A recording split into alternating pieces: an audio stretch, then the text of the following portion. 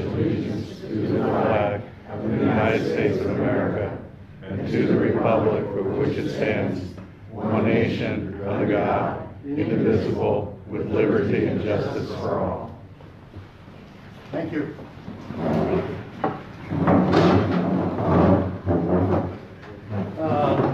First order of business, receive conflict of interest statements. Any board member have a conflict to turn in tonight? Nope. Item number 3, presentations with possible board actions. ISAC and TERS representative report. Stan Halsey is our ISAC representative and he has submitted no report. Carter, could you fill us in anything there at ISAC? We're still working on renewal of the TERS too, and we went over some more of the specifics on the repairs on the Packer Channel. Nothing really big. A lot of people were missing. All right. Let's move on then to member comments. First person to sign up was Ted Mandel. Come on down, Ted. I got it.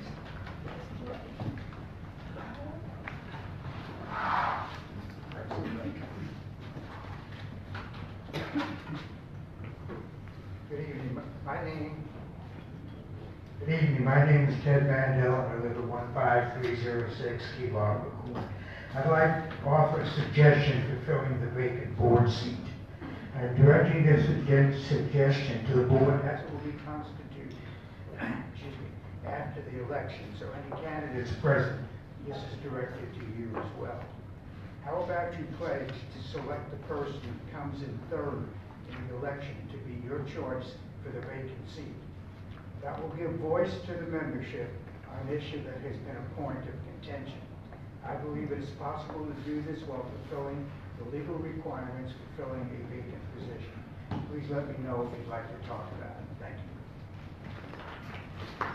All right, thank you, Ted. Dan Brown.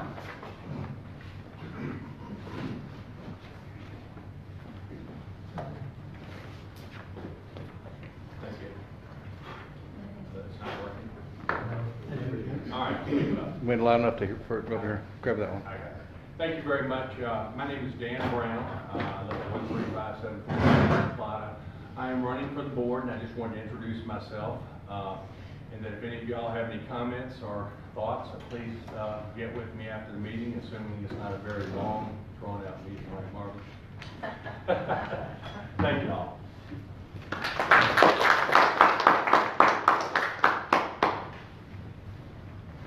Roy, is it Transil? Come on down, Roy. Okay. Big time.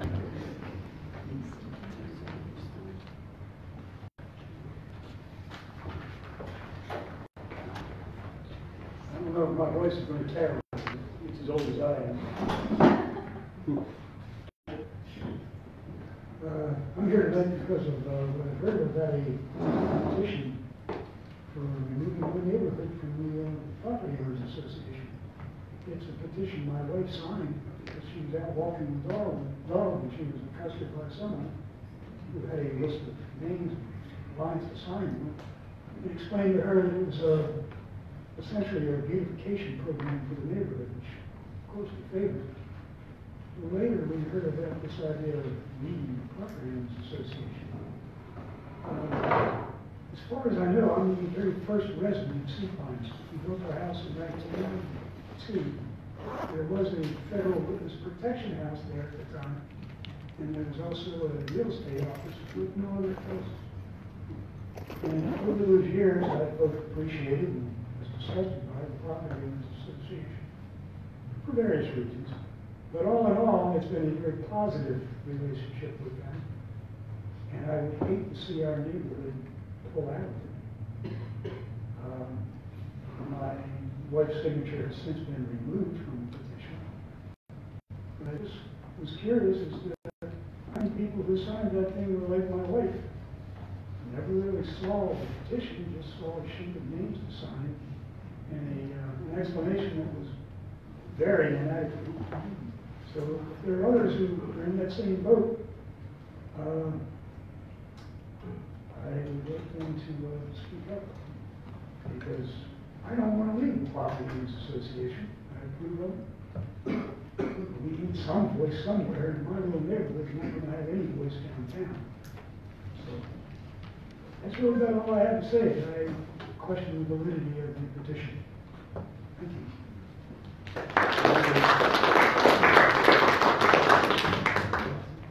All right.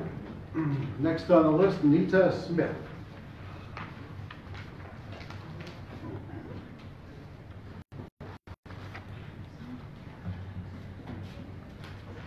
I'm Nita Smith, 13518 King Philip Court. And I'm here to let everybody be aware of a situation that has occurred where we believe a board member has failed to carry out their fiduciary duties, and that the rest of the board needs to take action to remedy the situation. The POA is lucky to have many good, honest people who are willing to come together to try and solve problems and work to make things right. Some do volunteer work, some serve on committees, some serve on the board. Having input from multiple people usually helps bring good solutions to problems. However, when too much power is given to a single person, and when the flow of information is restricted, then things can tend to go wrong. And this is what happened, and as a result, a board member has failed to carry out their fiduciary duties.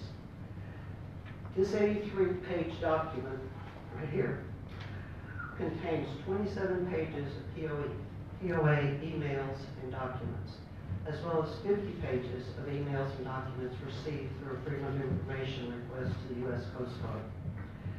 This document is the result of many people working together to help shed light on a problem brought about by one board member controlling the flow of information and acting alone to stop a legal board vote from being implemented. This board member's action has resulted in putting the POA in danger of possible legal action by the U.S. Attorney's Office and possibly being faced with heavy fines from the U.S. Coast Guard.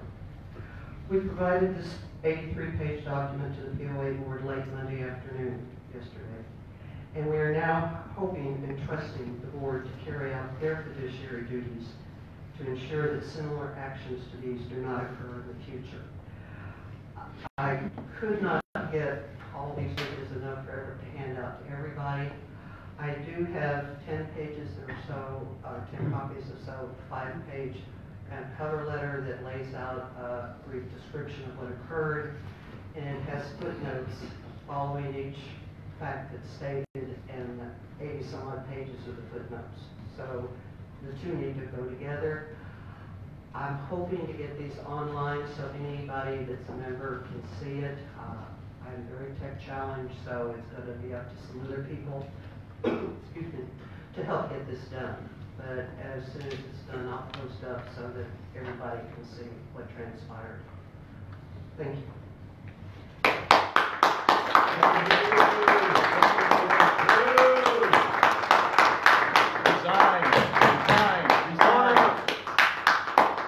Order, please. Next up, I believe it's Melinda, is it Arnaz? Eden. Can I go before Melinda? Is it okay if we switch places? It's okay with me. Is it okay with you? Announce your name when you get up there. Yes, sir, I will. Hi, everybody, I'm Robin Marco. I live in Baking Subdivision. I just wanted to address what Mr. Tansel, what he came up and said. At no point when we were gathering our petitions at Sea Pines was there anything said about a beautification project.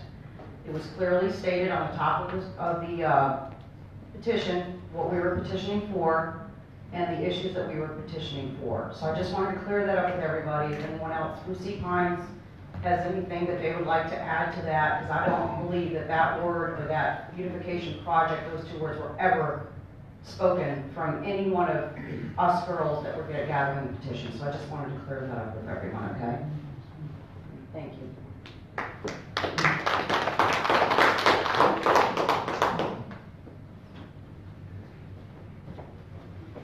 name is Melinda Avens. I live at 16121 Seagrape, located in the Sea Pines Unit 1 subdivision.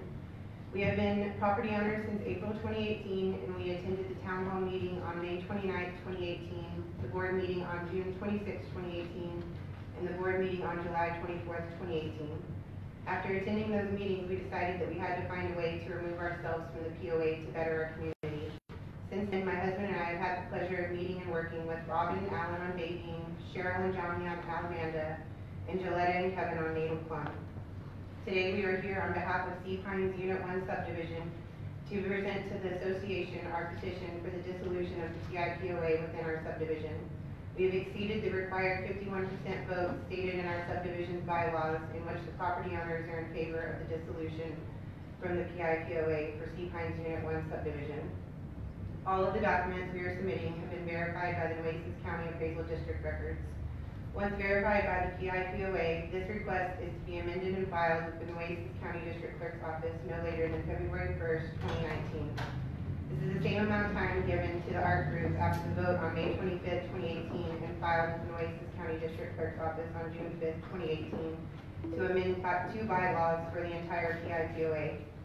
So we ask for the same courtesy to be given to Sea Pines Unit 1 subdivision. We also ask that the PIPOA notify all 218 property owners of Sea Pines Unit 1 subdivision of the dissolution with the PIPOA immediately after the requested filing date. If you should have any questions or concerns, we would be more than happy to discuss it at a time and meeting prior to the requested filing date. And lastly, we would like to thank all of our wonderful neighbors. This has been an amazing opportunity to get to know each and every one of you. We look forward to building a better community and making great memories. Thank you.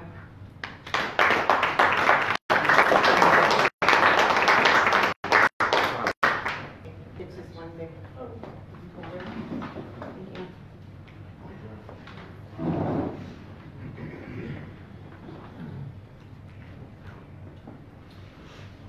All right, next up, Carl Rubenson. I'm going to pass. Yes. Nancy Tressa. I have nothing to say at this time. All right. That concludes. Anybody else want to come up and make a comment?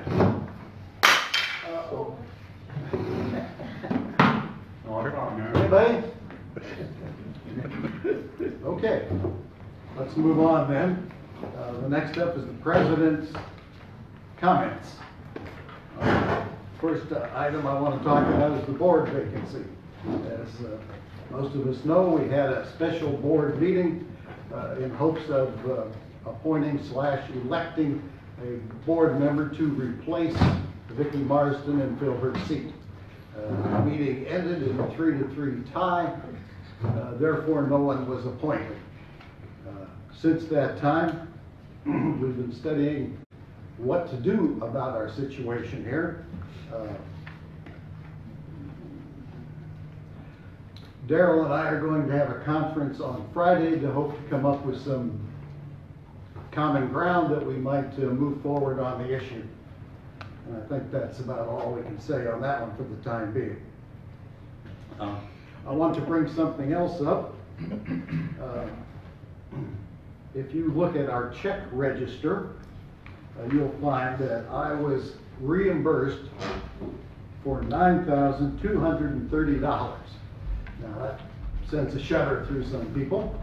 I used my American Express credit card to buy the channel marker signs. There's a little story behind that. I think Jim will verify the receipt of the signs. Yes. And you can also see them in the channels. All right. We originally ordered some signs from a sign company in Florida. Unfortunately, after some time, a week or 10 days, they notified us that they couldn't deliver the signs because there was an aluminum shortage because of the tariffs imposed by the government on China. They also seem to have a shortage of the marker strips that go around the outside of the signs. So, went back to the Coast Guard and asked them, you got any suggestions? They referred me to another company, and they said, you bet we have aluminum in stock. We bought ahead. All right. So, in order to expedite getting the signs here rather than waiting for a check to be mailed, okay, which would take 4 or 5 days, then They weren't going to begin processing the order till they were paid. I gave them my American Express credit card to make it happen. All the receipts, all the documentation, everything is in the POA office for anyone to inspect. The bill of lading is there, and also the invoice is there, right, Jim? Yes, yes. All right. Okay, are you open for questions about that? No, sir, we're not. The board has questions. The board can ask questions. Good, thank you. This is not something I wanted to do. My American Express card did not care for this, as you might imagine, but it was an unfortunate necessity. There you go. So let's put that out there before rumors start that, you know, I'm embezzling or something. All right, next. Village Park. Our construction contract is just about finished with the contractors. We've got a few items on our punch list yet, including volleyball poles and nets, which the Hanson Company has stated they would put up, but they haven't done it so far. We've been querying them about where are the poles and nets, and we've gotten not very far with them. There's a couple of other issues. They had to redo some sidewalk material. They had to go pull out a lot of plastic from underneath the sod. They had to re-roll some sod. So to make a long story short, we're still working with them to finish up the punch list. All right. Now, let's see. The board has voted to appoint Marta as an assistant secretary. If you read the bylaws, you've got the office of secretary, but you can have assistant secretaries for the specific purpose of organizing the meetings this evening, or the minutes for this evening, and the special board meeting. Let's see, what else? We will be having a meet the candidate. Nice. Sounds spooky, Carl. I like so. Heard it all. It's not ours, but it's me. Okay, we'll be having a meet the candidate on Saturday, the 26th, right here at the church from 10 to 12. Encourage everybody to come out. The format will be similar to last year's meet the candidate. Polly Balzer has agreed to be the moderator. Everyone will be given an opportunity to fill out written questions to submit to the candidates, and then Polly will read the questions and moderate it. It's almost exactly like last year's meet the candidate. All right, let's move on. Let's see. Questions now? No. That's a report. It's not a motion where you get discussion. We will be getting two candle markers later. If you want to ask about my credit card, go right ahead when we get there. Jim, I think you're up with your report.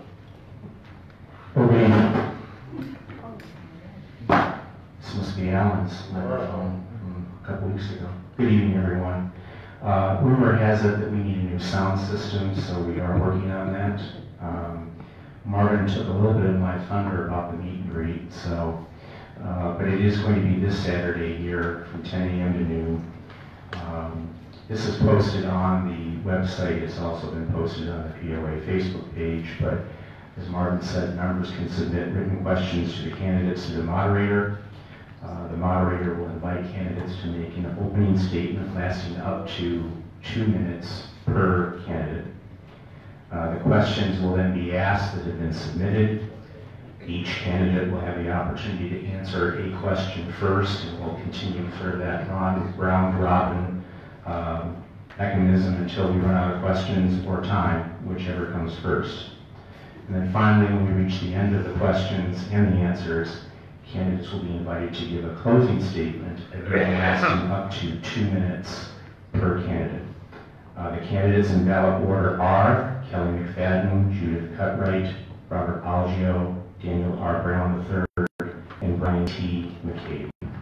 And again, if you have any questions, you can contact me, Jim, at pipoa.net, or at the office 949-7025. We will also be holding a second meet and greet next month. This will be an evening event on Thursday, February 21st, here again from 6 p.m. to 8 p.m., and we will follow the same format as we're going to follow for this Saturday. Ballot. Hello.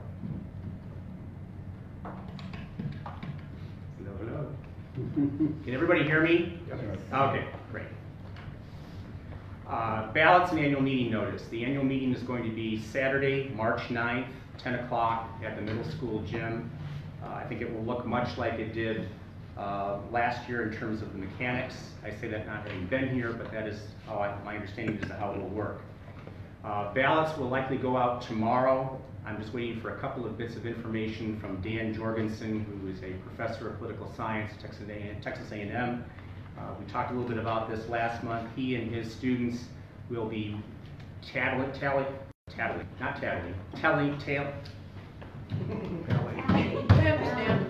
All right, yes, collecting the votes, tallying, and announcing at the annual meeting the results. All the information that one should need will be on the ballot, which again also is serving as the annual notice itself. So it's a dual function document. If you have any questions, you will be directed to contact Professor Jorgensen directly at Texas A&M. To avoid any hint of impropriety whatsoever, the POA office will not take questions about the ballot. If you have a spoiled ballot, if you lost a ballot, if you never received a ballot, all of those questions can be directed to Dr. Jorgensen and his staff at Texas A&M, and that contact information will be made available on the ballot itself. AEP is going to be doing some repair work on the island. They're going to be doing some power interruptions starting this Thursday, the 24th, and then continuing with one on February 6th. So it's a 6-hour outage this Thursday, again January 24th, beginning at 9 a.m. to 3 p.m. They're going to be replacing underground lines in the Commodores Cove subdivision. The streets included in this outage are La Entrada, Tajamar Court, Primavera Drive, Bello Drive, and Navigation Channel. They are also going to be doing a second power interruption, again for the repair and replacement of underground lines on February 6th, 2019. It's going to again be from 9 a.m. to 3 p.m. and this will be at Aquarius and Ambrosia Streets. Again, this information has been posted on the POA Facebook page. AEP assures us that this is going to make for a more reliable system in the future, and if there are outages due to natural events, they should be shorter. So there you go. Codabaro.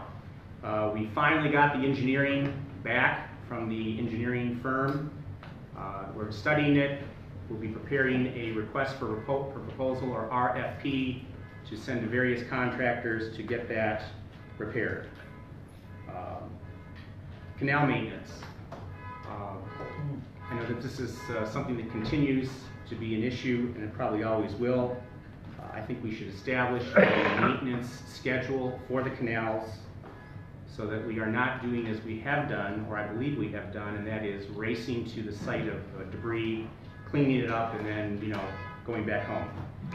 So we'll be putting out for bid a proposal to maintain the canals again on a regular basis, whether that's every week, every couple of weeks, every month, I do not know yet.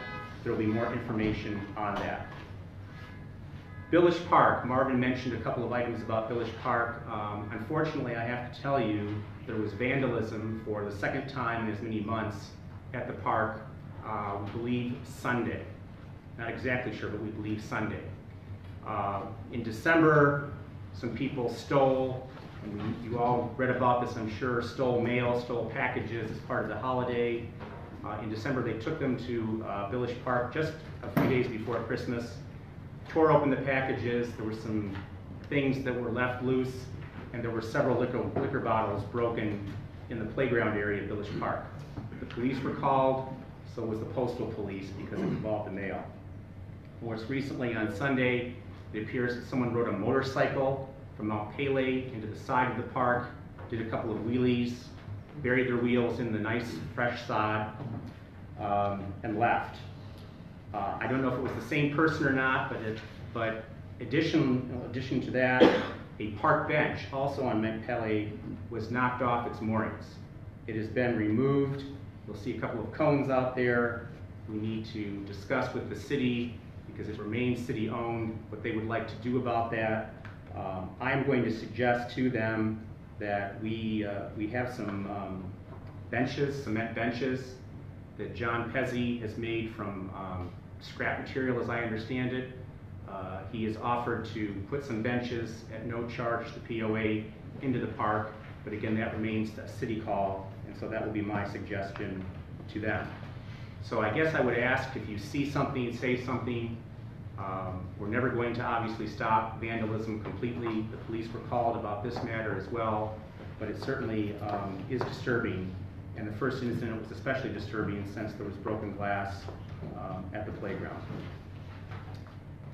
Just a reminder that tomorrow night at the POA office, I believe at 6 o'clock, the ACC will be holding its monthly meeting. So please feel free to come and observe, or if you have any questions, please come and see us. Website. I know this is near and dear to a lot of people, including me. I'm getting bids on people to host our website. I think probably, and this will be a board decision and probably a decision of others, perhaps input at least, on what the website should look like going forward. A couple of technical things. Right now, the website is hosted on WordPress. WordPress is very popular. It's very easy to use. It also makes it a target for hackers. And so the recommendation has been made that we move away from WordPress to a less popular, more secure platform for hosting the site. I absolutely am committed to having a members only, not the jacket. Tough crowd. I got it. Tough crowd. Where we, thank you. Where we can post,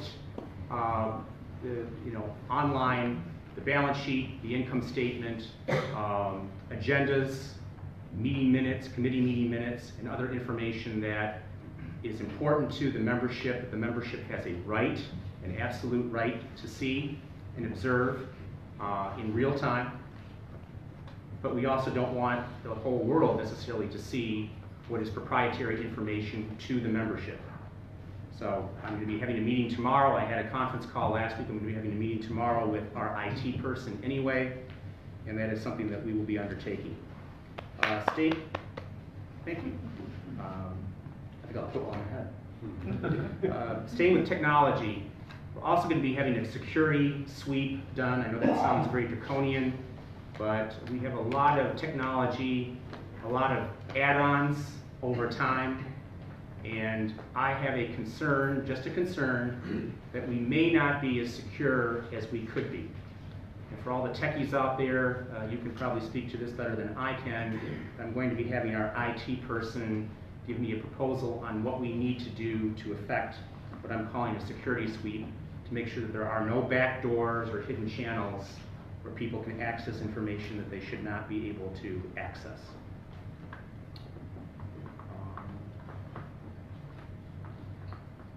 I believe that is it. Again, I'm always welcome to take your questions and comments. It's jim@pipoa.net or the office 949-7025. I just want to say that your staff continues to work hard for the POA. I realize sometimes you may not agree with the decisions that come out of the office, but they're based on the law, they're based on fact, and they do an excellent job, in my opinion, and want to work hard for everybody within the POA. And that will conclude my remarks, Mr. President. All right, would you like to continue on then with number 7, consent agenda? Certainly. So this is for the board. In your board packets are the December 11th, 2018 draft meeting minutes. December 11th was the last regularly scheduled board meeting that the board held. So what you have is you have that in your packet. As an addendum to, part of an addenda to the December 11th meeting minutes, I gave you a revised set of minutes this evening. I would like to call your attention on page 3 of those minutes to number 7, consent agenda. The change that exists on this revised document from what you have in your packet is to better reflect what was done at the October 23rd meeting, or to correct an error that was made at the October 23rd meeting. No vote on any variance actually took place on December 11th. Rather, a reflection of what was intended to happen on October 23rd was submitted.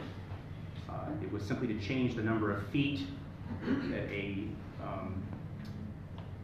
property owner was seeking for a variance to have it read 5 feet, not 10 feet.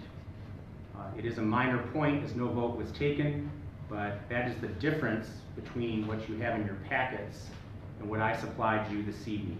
The language was somewhat vague, it was felt, and so you will see the specific sentence, no vote on the variance request itself was taken. I hope that that will remove any potential confusion for members and make the process much clearer. Thank you.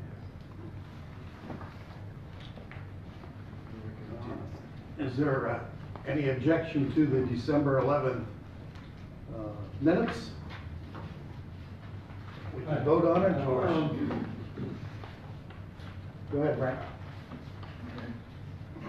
Just some clarifications, I think, on your item, second page, item 3.4.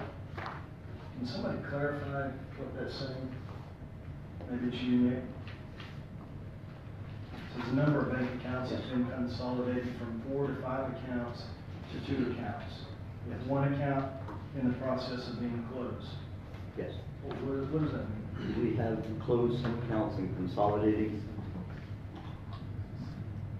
We closed some of our accounts that were not specifically mentioned, and we're just consolidating our money into a. So you've gone from 4 to 5 accounts to 2 accounts? Right now, we have a builder's account and an operating account at the American Bank. I'm just talking about the minutes, if we can get those clarified. I don't, the number there, I don't. We've closed accounts, we have 2 left. The way that numbering is saying, I don't know. Is reworded? Just reads straight. If you want to reword it to say we've consolidated our accounts to 2 with the American Bank. And then of that 2, we're closing another one? We will be closing 1 more. Okay. And the one that we haven't closed yet, we've been waiting, there's been a tremendous delay in their cashing some checks. So that has finally been resolved too, and we just haven't gotten to the point of closing it because of holidays and just bank availability. So everything's going to 1 account? No. We have an operating account and a builder's account. That's what I'm unclear of. From the meeting minutes, it says from 4 to 5 accounts. That is To not 2 correct. accounts. Rick, could you say again where you're looking on the Yeah, minutes? it's item 3.4. Page what? So 5, Page 2. yeah, Page 5A 3.4. Second page, item number 4. Yeah. So this is from 4 to 5 accounts to 2 accounts. Obviously, it's not correct. We didn't add an account at that point.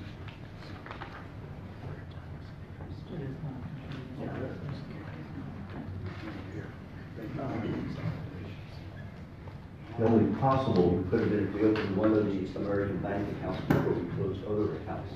But time-wise, I honestly can't tell you exactly when. Yeah, I don't know, I wasn't part of the decision. Just asking for clarification. Well, the clarification is we are reducing to American Bank. We have one other outstanding checking account that we're no longer using, and we will close and transfer that.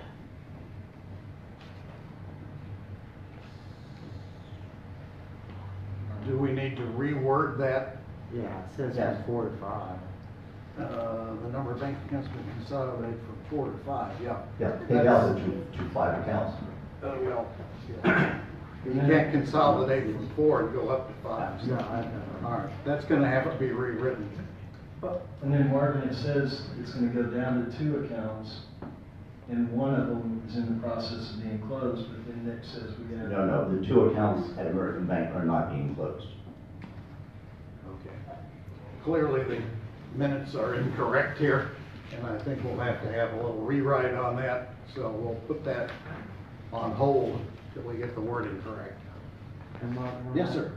On that subject, isn't it required to bring before the whole board when you're opening and closing bank accounts for the POA? No, the treasurer has authority to do that. Read the bylaws. Have. Jim, so if we could regroup on that, bring it back later. The other. Anything else? comment I have- Hi, Jim. Oh, you finished? I've got multiple things. You got more? Yep. 6, under Executive Director's Report, 6A, item, is that 8, Roman numeral 8, talks about social media. The POA staff will not comment on meetings with board members. So there was much more in Jim Smock's report, and I think the records ought to reflect that specifically he refuted the accusation made by Jim McFadden and Jeffers that Carter Tate and I was abusing staff. He specifically said that in his report, and I'd like the record to reflect that. There's considerable social media attacks. Even one of our board members agreed with it, so it needs to be in the minutes. We can do that. Would you guys agree? That's what took place at the meeting? Here? I don't know that he gave that during the executive director's report, but we can certainly include that in He the did. minutes. He did, it's on video. Yeah. Well, he speaks at other times. Okay, Well, it was- what else you got? All right. Under item 10, old business. And our Um, secretary at that time, that night was Heather, wasn't it? Mhm. Okay. She did a good job. She took a lot of notes. So 10A, item 1. So the anticipated completion of the channel markers by Christmas. I think that was the, That would be pretty hard to do, wouldn't it? yeah, we were anticipating that by La Posada. Yeah, La Posada. And it's a month after that, I guess. We can correct that. Okay? What else? And I think item number 2 there, 10A2, given the information that we received as a board from Anita Smith tonight, I think we need to correct some things on Marta's involvement with the Coast Guard. Well, I don't see that that's in the minutes here, so that's another issue for the board to take up, I suppose. All right, you got anything else on the minutes? Let's stay focused here. Sure. Item number 13. The reconvene and adjourn in the executive session on all the variances that we did. We did take votes in the executive session.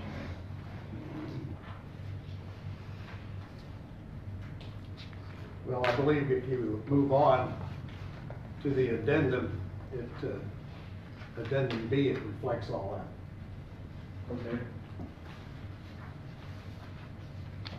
So we'll go to addendum B. Item 3, footnote 2.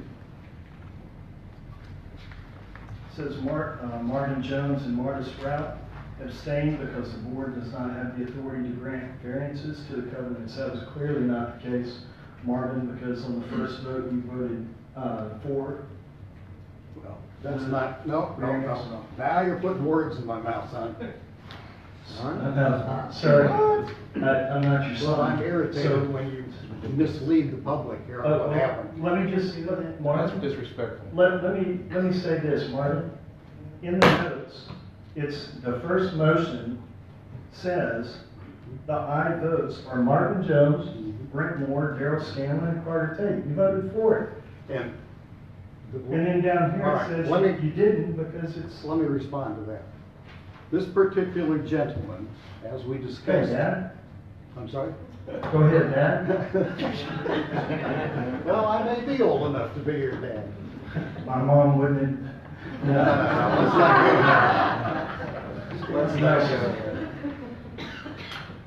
there. This particular gentleman wanted a fence that had already been approved when he bought his house. On one side, he had, when he got his transfer statement, it said that fence was compliant. Every time you buy a house, you get a transfer for $100. And that one said it was compliant with that fence.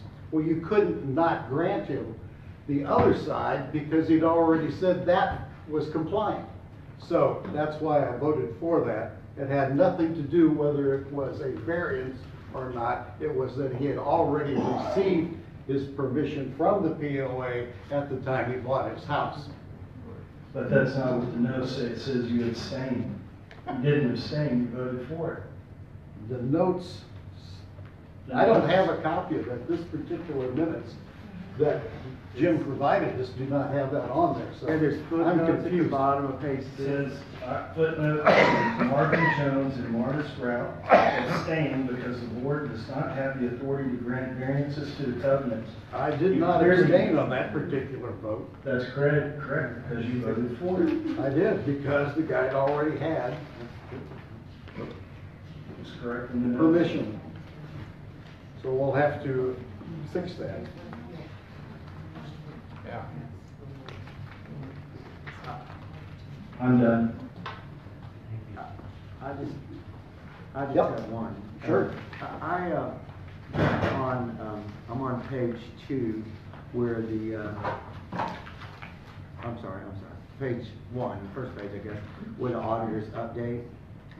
I believe that, she also said, when I asked the question if there was any money missing, she said that the answer was no, and that's not reflected in there. And I think it's a key point.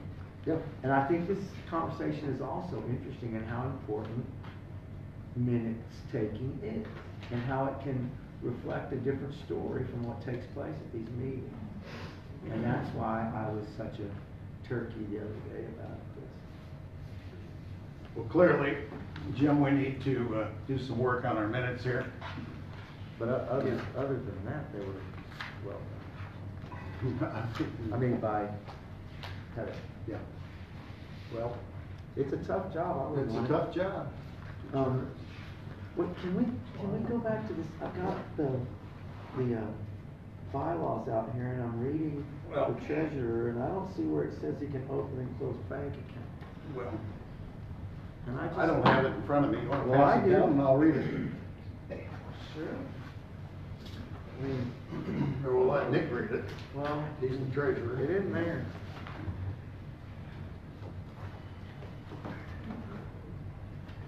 The treasurer shall be responsible for overseeing the custody of corporate funds and securities and the keeping of adequate books of account. The board may from time to time, if it so deems advisable, designate one or more persons as assistant treasurer who may perform the duties and exercise the powers of the treasurer if the treasurer is absent or if it is inconvenient for the treasurer to act. Any third person dealing with the association shall be entitled to presume conclusively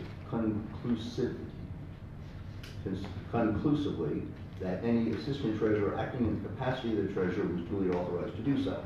The treasurer shall oversee the preparation of a roster of numbers and assessments applicable thereto, and a record of the payment of such assessments. And such records shall be kept at the principal offices of the association and shall be open to inspection by any member at any reasonable time during business. I think the first sentence there is what you're Yes. looking for. Treasurer is responsible for overseeing and custody of the corporate funds. That I have done. I've never been a part of a board where one person moves $10 million around. Well, I haven't moved $10 million. Well, kind of have, but, you know, No. No, I did not kind of have. I just, you know, as a board, couldn't we agree to maybe have a discussion about opening and closing bank accounts? It is for the deficiency and to clarify and make better bookkeeping. No money is being, Is there a document that was signed that said you have board approval to open an account? a document is not required by the bank. Really? There was when I opened my corporate It doesn't account. say a board has to assign the entire thing. All right. All right, let's move on. I'll pass that back to her. Sure. I wasn't accusing, I was just saying, can't we just share that kind of stuff? Marvin, if I may. Sure, go ahead. I believe there was the September 25th, 2018 meeting minutes over in the addenda. Oh, all right.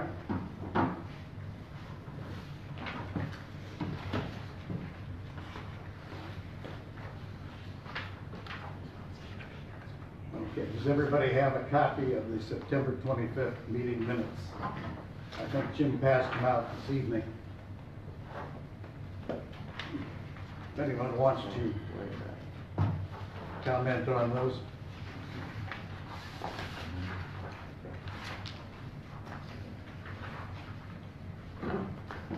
These were prepared by Vicki back when she was still secretary.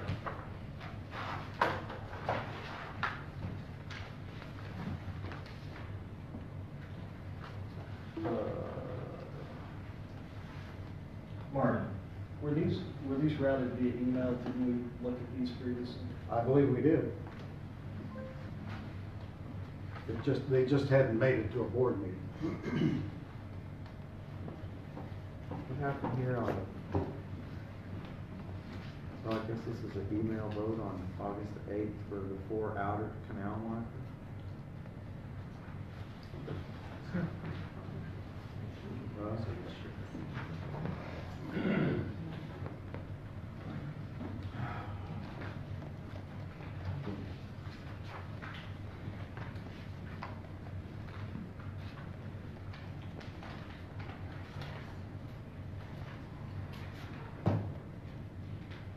Water under the bridge. Do we want to approve these or make corrections?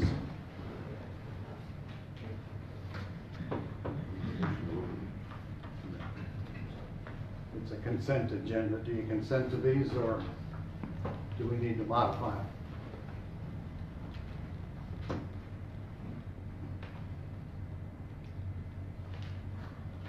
Well, what do we do about a successful motion to put Thor out or canal? I guess it doesn't matter now, huh? No.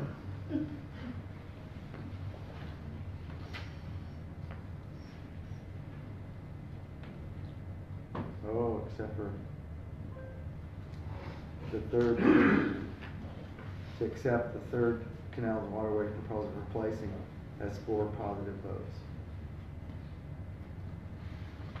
I think that's issue. Well, why don't we take that up under canals and, under, Okay. the, I mean, I don't see any reason Markers. not to accept these minutes based on this stuff. It's just what happened. yeah. What happened? So I'd make a motion to accept them. Whoa. Anybody want a second? I'll second. All right. All those in favor of accepting the September 25th, 2018 minutes signify by raising your hand. Are you up or down, Frank? I'm sorry.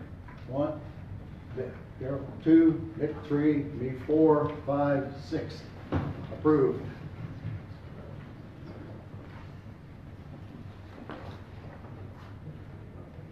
Jim, you got anything else? No. All right. Next is item number 8, committee reports. Compliance Committee, Alan Rickardson.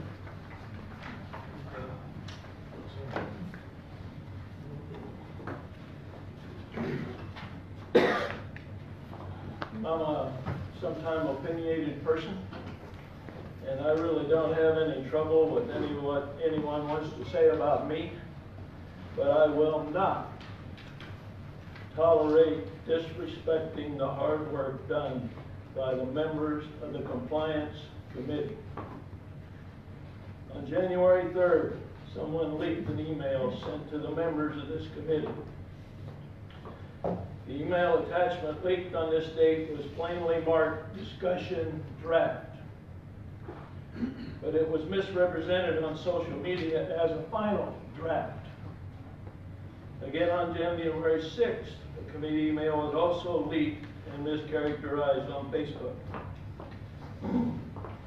Both of these Compliance Committee internal emails were posted on the North Padre Politics Facebook page that is a project of Mr. Travis King. This Facebook page is used by Mr. King to stir up and devote misinformation concerning the POA. Hey, The Compliance I'm a board Committee. member. Travis, you're out of order. You're disrupting. You're Stop, disrupting our please. meeting. Okay. Marvin, I don't think it's appropriate. We've had discussions. It's well known No, we're not gonna go there. Let him finish what he has to Marvin, say. we should We're not getting be into calling it. out membership You're out of from order. our committees. We should not be calling out individual members of our community by a committee member. Never been allowed Brett, you're before. out of order. The Compliance Committee has been exchanging emails since August, and not one leak.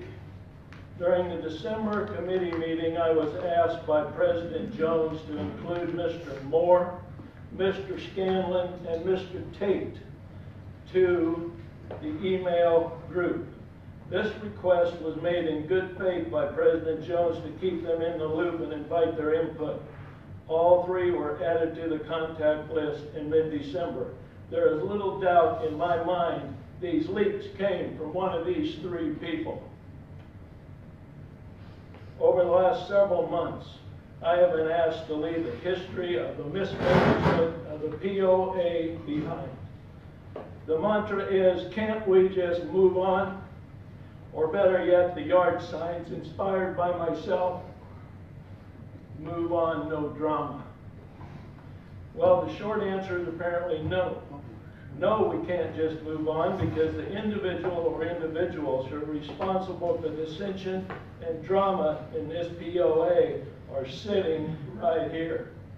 Alan, you have a report to give on the compliance.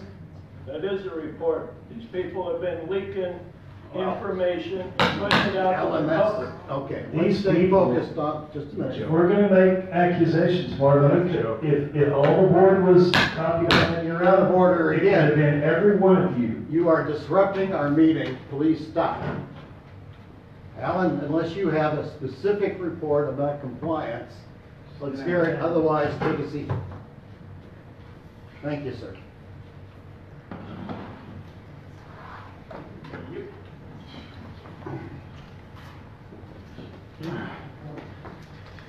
All right, who's next? Architectural control timetable. You got anything to say, Tom? No, thank you. All right. Understandable. Come on. Canals and waterways, Bill Sargent. He had to leave. Left? He left. Yeah, he's filed the minutes. All right, treasurer's report. Nick? Before you have all the check registers, there was nothing unusual in this month's activities. No major changes. All right. And we'll move on. Old business, channel marker. Marvin, Right. here's, we'll review and discuss. I'd like to discuss the check register. All right.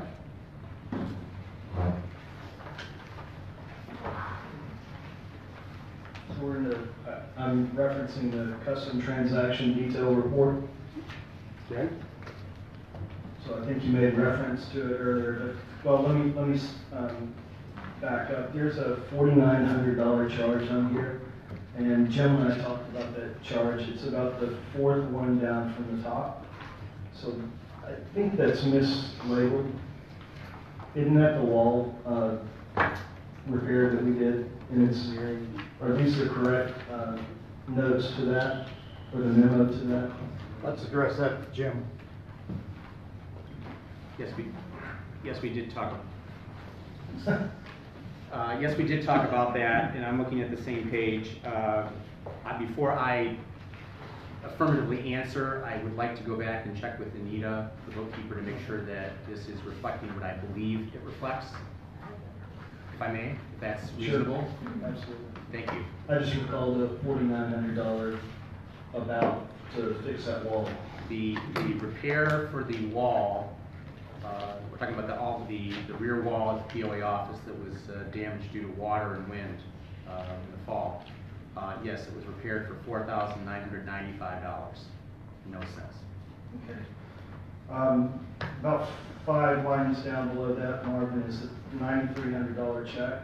$9,230. Okay, sorry, I need some glasses. 9230. So we just had an audit report from the CPA last time, and there were some things in here or in there that she suggested we not do. I happen to be in agreement with that on personal credit cards and things like that. I believe Mr. McFadden came up with a red book, but he came up and made some accusations. We gave him 10 minutes to talk about that. I believe most of the board was against that as well. And so my questions are same questions that were asked during that presentation. Do you earn points from using your card?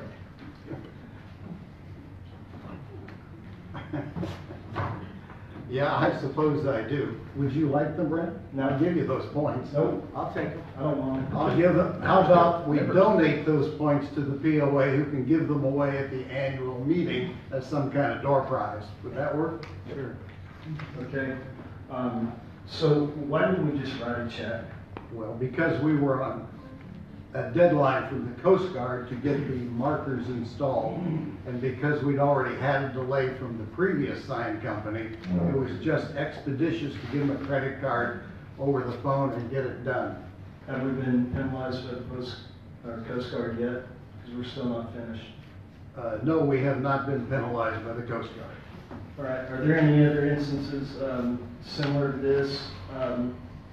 Folks using personal credit cards or debit cards or anything else similar to this in the POA right now? Not that I'm aware of. He did it a couple months ago too. Yeah, we had to do it a couple of months ago. What we really need is a company credit card of some kind. Not a debit card, but a credit card. We had one. You figured it out? All right, just a minute. We had a credit card until our previous executive director left. She was the only card holder, the only person whose name was on it. When she left, it got canceled. During the audit, we didn't want to initiate a new credit card, but now that that audit is over, I think the board should consider getting a company credit card or a POA credit card, but we have to have serious restrictions on it to make sure it doesn't get misused. All right, Marvin, my last question. But the only reason I did that was because we needed to get the signs here promptly, and they wouldn't begin processing the order unless they got paid. So it was a simple matter of convenience, nothing sinister. Yep, I believe that. Thank you. And final question, again, these are just questions that I recall from the 10-minute report that we received on the red book, which most of us found false. Who signed your reimbursement check? I don't remember, but it wasn't me, I can tell There's you only that. 2 people that can sign. It would have been Nick and Marta. Okay. Thank you. That's it, all I have. So Mark, Yes, sir. I think the answer is simple, and I'm certainly not suggesting that there's anything foul here on this thing either, or the last time either. But It seems to me we could have wired money to them or overnighted a check or something like that. Let's just don't charge stuff on your credit card anymore, so we don't have to go through this. Okay, Deal? deal. Thank you. Yep, just trying to make it expeditious. I And Carter, you're welcome for using my credit card for the POA. All right, let's move on then. Do you want us to thank you for letting us? Well, it might be nice because I put myself out at risk of $9,200 and some dollars on behalf of the POA. The risk with you, the president of the corporation? Well, all right.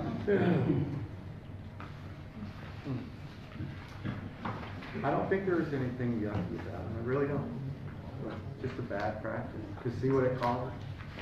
All right, update on the channel markers. All the new markers have been installed. We've received a lot of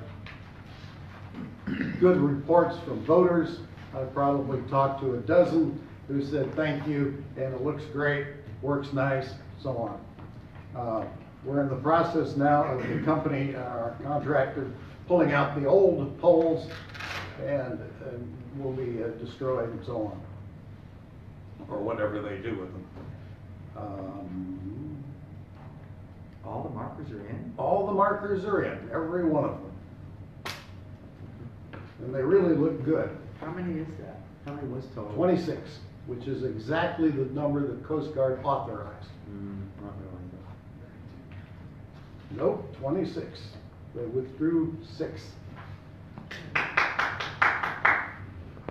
Thank you, Joe. All right. Marta? Yep, you want to say something?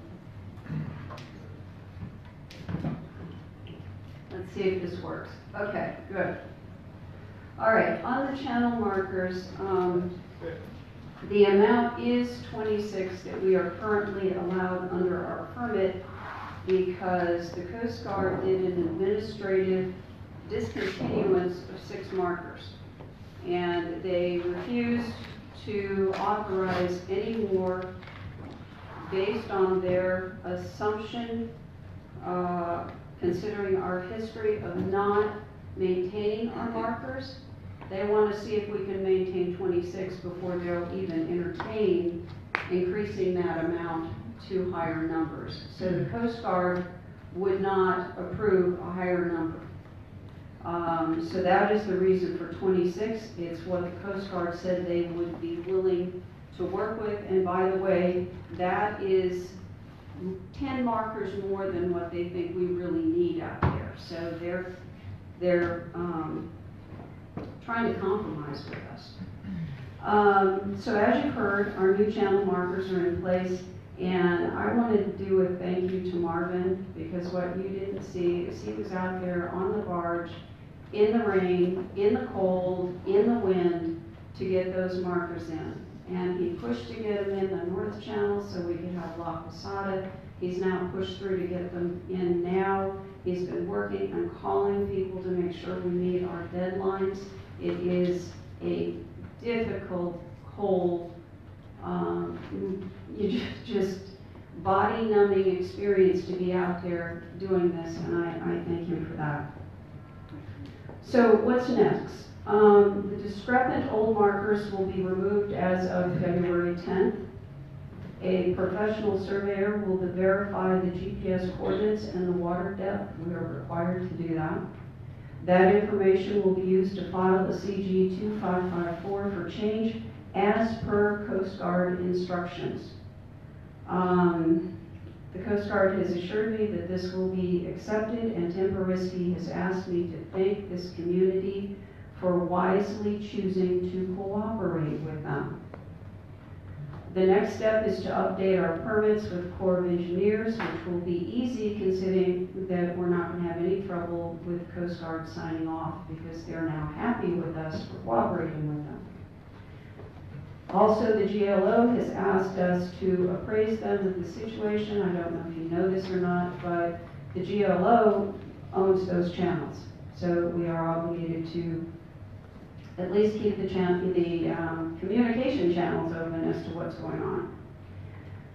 Finally, I am writing a navigation aid handbook for the office that will include all relevant Coast Guard permits, instructions, maps, contact information requirements, and even how to program our green lights with the proper flash characteristics to meet Coast Guard code.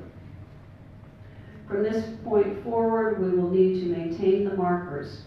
Note that when they are put in, they are jetted in with a water stream. It takes time for those particles to settle back in and become solidified, as it were. So it takes time for the mud to settle. That means if a piling ends up leaning or a sign shifts due to the wind, we fix it. If a day board is dirty because of bird droppings, we clean it. If a marker or sign turns up missing, we replace it. That's normal maintenance. Best of all, we now have both channels with the appropriate aids to guide our boaters, and the project will be finished on time with the Coast Guard's deadline of February 17th. Now, as you heard, I'm kind of sad to have to address this, but since it was brought up, despite the installment of Coast Guard approved markers at a huge savings to this community and a lot of hard work on the part of many, Nita Smith feels the need to attack me. What is most disturbing is that her 83-page letter to the board has all the earmarks of a personal vendetta, especially when you realize it's filled with completely inaccurate information and assertions that are very easily disproven. Nita and the Canals and Waterways Committee got everything they wanted. They got the big signs, the 10-inch pilings. The only thing they didn't get was the 9 additional markers in their proposal.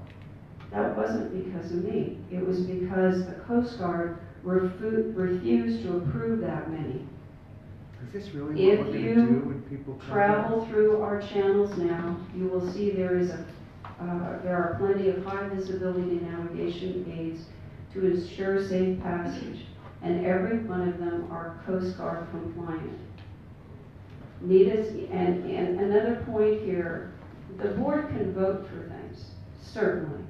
We can vote to change the speed limit on SPID. That doesn't mean we have the authority to do so.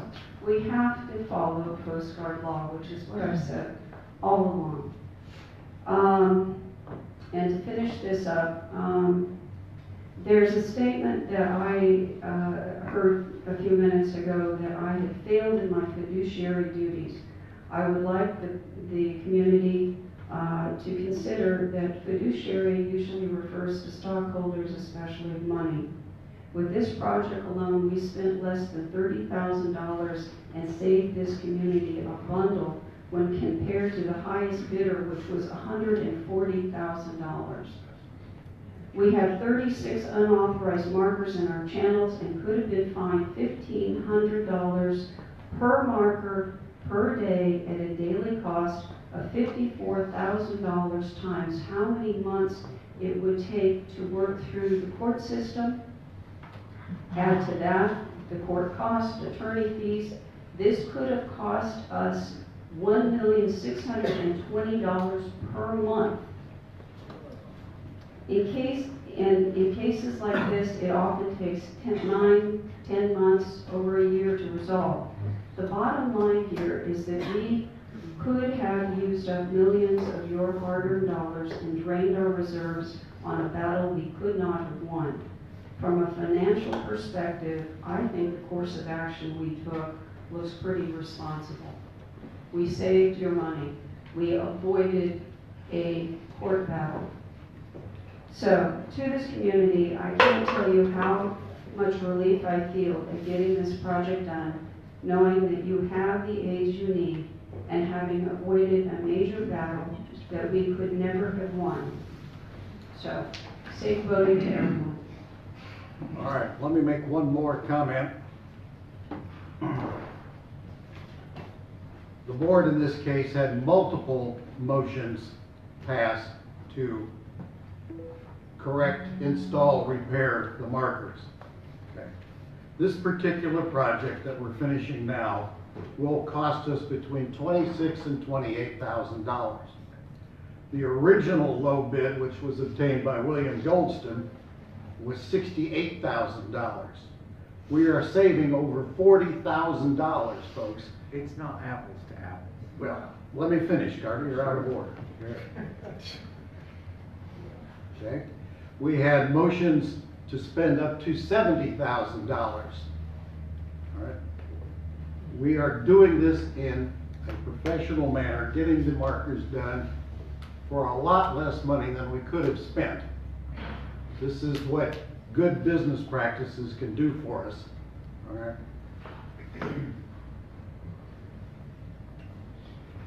Shall we move on? New business, CPA engagement. Our CPA apparently was not able to get to us with a proposal for the 2018 audit and tax return. I think she's had the flu. I know the last time that I heard about her, she was in bed very sick. So we hope to get that by the next time. Please remember, we have to do an audit according to our bylaws every year in conjunction with the tax return. All right. Moving on then to item B, 2019 POA budget. And I'll turn that over to Jim, who has prepared a budget. We've met about it and so on. Thank you, Marvin. Thank you, Marvin. Before the board is the 2018 budget. In the middle column is the year-to-date through December 31st of 2018. And then on the far right column is the 2019 proposed budget.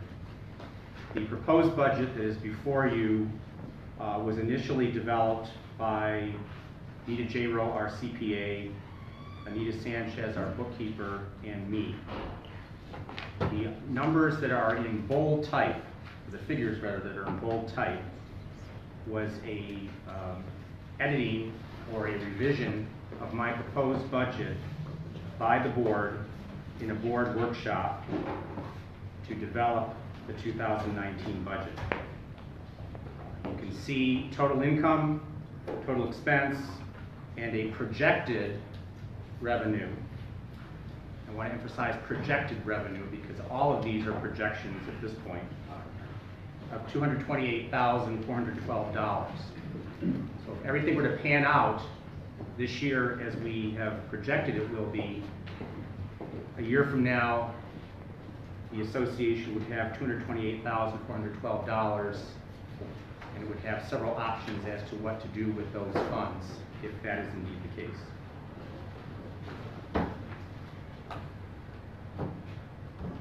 All right. Anyone want to discuss the budget, or shall we adopt it? Brent? So, when we met, I believe it was Saturday, to talk about the budget, we did not take into account this Sea Pines issue. Does that need reflecting here as a possible decrease in revenue? It would certainly be a decrease in revenue if they do indeed leave the POA, yes. Perhaps we should table this budget until we get a better determination on that issue. Do we have any idea what type of revenue comes from Sea Pines? I have no idea. I think Jim, it's do you know? about $36,000 a year. Yeah, it'd be real easy to find out, yeah. Thought it was 12. Did you get a number, 36? I think it's somewhere around there. Well, you know, I hate to do this to you, but there are some, we probably need to do some, obviously we know what the canals, signs are gonna cost us now, so we could fix that number proper. Instead of 10,000, it's more like 18 and 63 or whatever, however that nets out. The other thing that just came to my attention is up here on these finance charges. We budgeted in 18 75,000, and in year to date we haven't collected any. That can't be so. But then look at this number up here. It's the one I said. Jim, Do we can just you rename it? discuss that, Jim? Well, I can't speak to what was collected, or in the case to Carter's point about finance charges, what was not collected. The 2018 budget is the only budget that I was able to locate in the office. I know there are bits and pieces of other budgets that were brought to my attention most recently, but the 2018 budget, and more importantly, the 2018 year-to-date, were my guides in initially developing the 2019 proposed budget. All of these numbers are guesses, educated guesses, I hope, and obviously having the year-to-date financials gives us actual data that we can use as again, a guide for this year. $23,000 was a number that I was developed along with Nita and Anita to attempt to reflect what we believe we will collect in finance charges in 2019. There is some reason to believe that finance charges were not properly collected, i.e. they should have been assessed, they should have been charged during the course of 2018 and were not. That is an inference, that is an informed opinion, that is not fact. And I want to be very clear about that. But aren't we done with 18? We are done with 18. So we still don't know if we.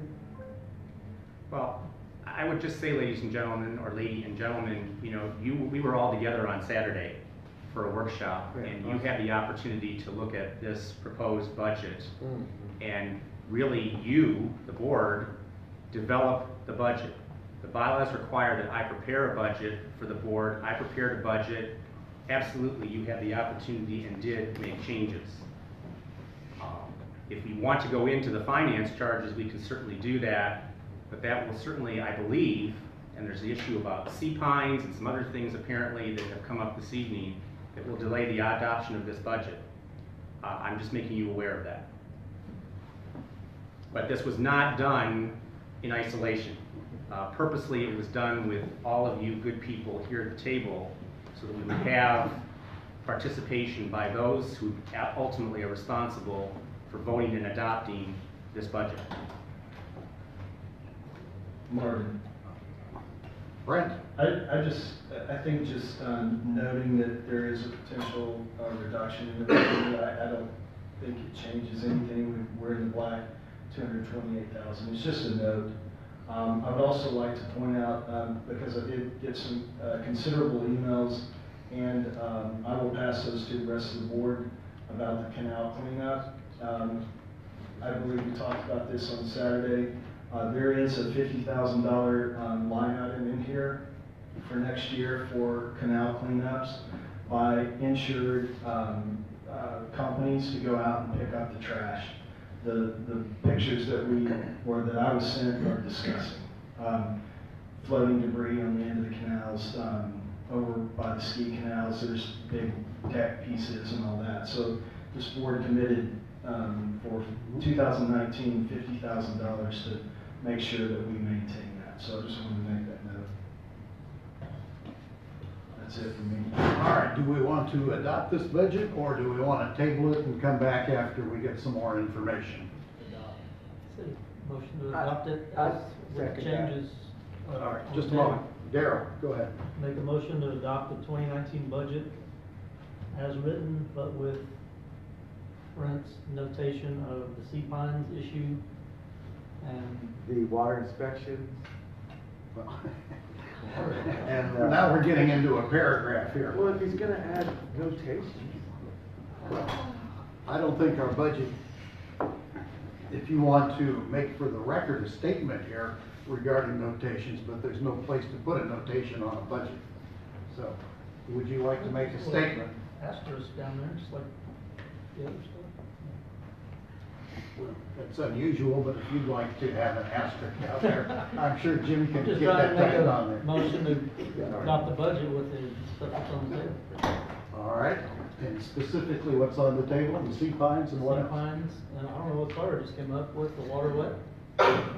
We're looking at water inspections, and we need to add some money to marine signs to make this accurately reflect what's going on. All right, well, we can adjust the budget as we go, but if you'd like a note on there, we can certainly do that. Okay, as long as All I've right. got to say that. Is there a second to the motion? Second. All right, Nick seconds. Any further discussion? All those in favor, raise your hand. 1, 2, 3, 4, 5, 6, unanimous. Budget adopted with some notes.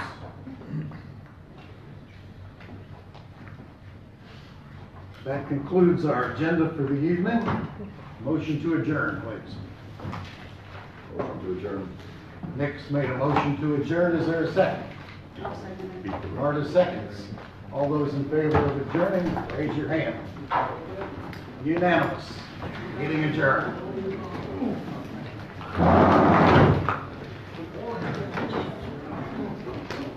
Starry, starry night.